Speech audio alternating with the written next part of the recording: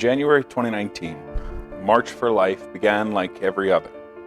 There was a large mass, followed by thousands of people marching to the National Mall. In all the important messaging of that day, the one story that dominated the news cycles was that of a high school student in a MAGA hat and a Native American chanting and playing a drum. From a very small clip of footage, the nation formed their opinion.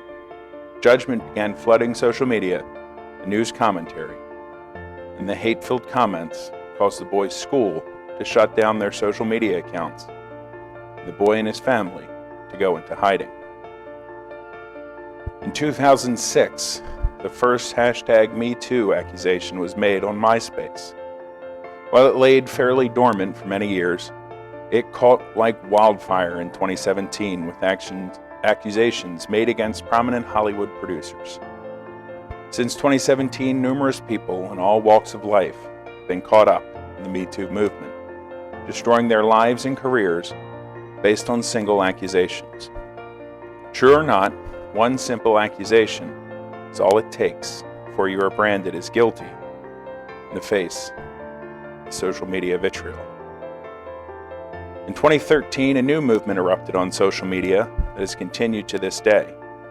Since 2013, Black Lives Matter has been used more than 48 million times.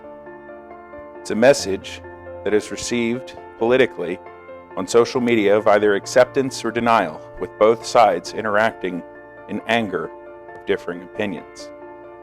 It sounds a bit like social media is to blame, but there's always someone typing on that keyboard with every post that goes up. We are definitely an age surrounded by hate and judgment.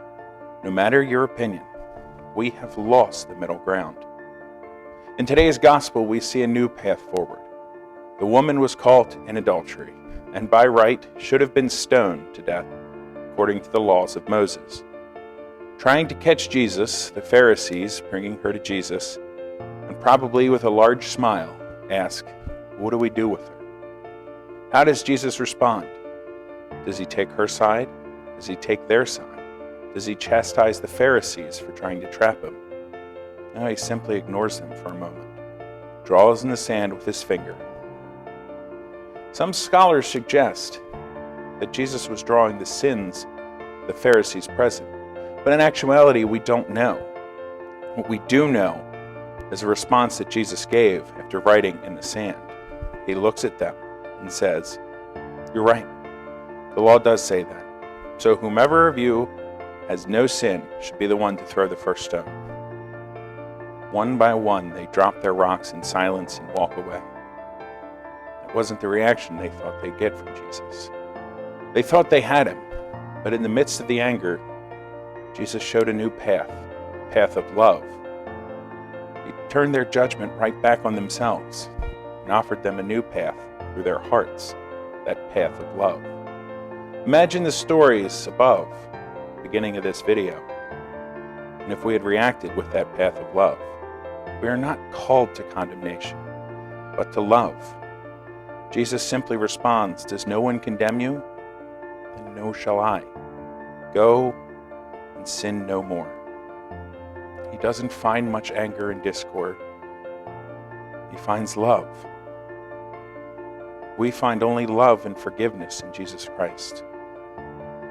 And all we are called to do is to give that love in return.